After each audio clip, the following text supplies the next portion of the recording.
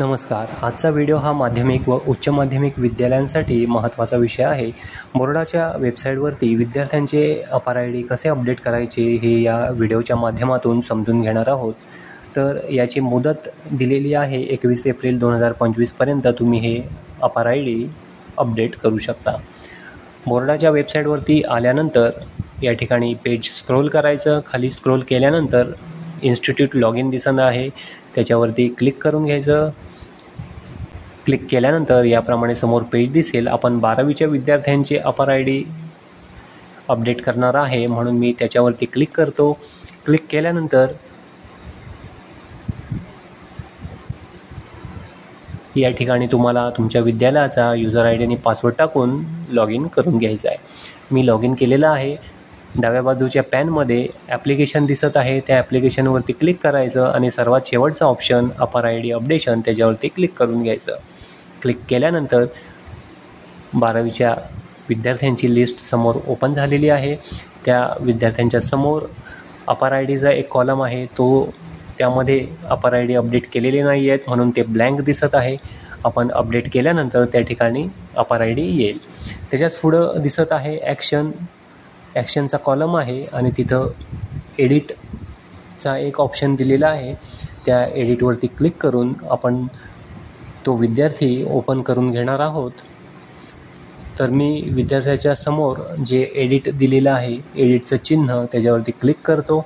त्या विद्यार्थ्याची माहिती या ठिकाणी ओपन झालेली आहे आणि या ठिकाणी अपार आय डी आपल्याला टाकून घ्यायचं आहे.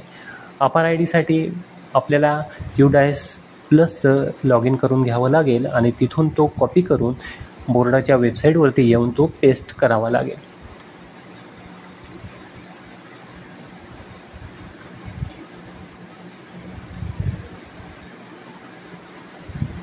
या ठिकाणी प्रत्येक विद्यार्थ्याच्या समोर अपार आय डी दिसत आहेत, हे आपल्याला कॉपी करून घ्यायचे आहेत.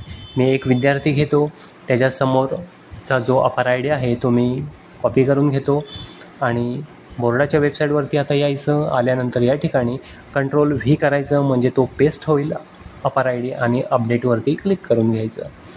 अपडेटवरती क्लिक केल्यानंतर एक मेसेज येईल, अपार आय डी अपडेटेड सक्सेसफुली. तो क्लोज करायचा.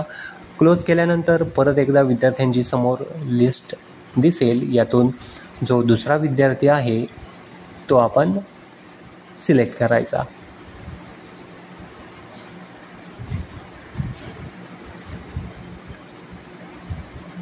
मी एक दुसरा विद्यार्थी परत घेतो.